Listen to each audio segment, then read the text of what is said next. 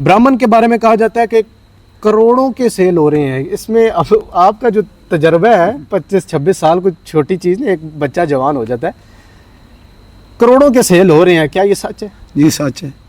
ना करे उस्ताद जी। मैं देखिए शायद मैं ये बात ना कहूँ क्योंकि मेरी बात एक छोटी सी रिक्वेस्ट है मेरी।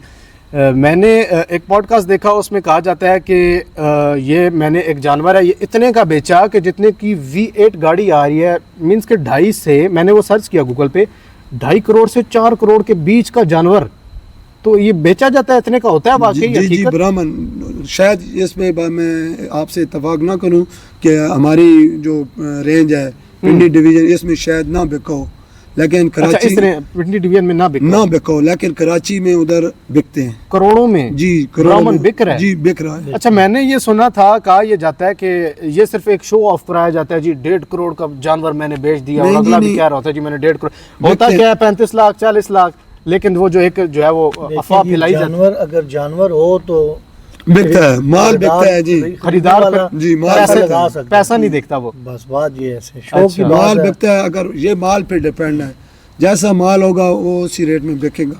अच्छा, ये बड़ी हैरत की बात है, मैंने समझा कि शायद ये अफवाह ही होती है, लेकिन उस्ताद जी का एक तजर्बा, जानवर के पैसे अच्छे हैं, जो अच्छा जानवर है ना वो लेने वाले भी, अगर अब आप देखें कोई एक बैल है ना, उसके साथ का बैल नहीं है, तो जो खरीदार है ना उसके 10 हैं, फिर देखें अपनी अपनी बोली है, जो जितने में लगा के ले, गुंजाइश है, ठीक है ना।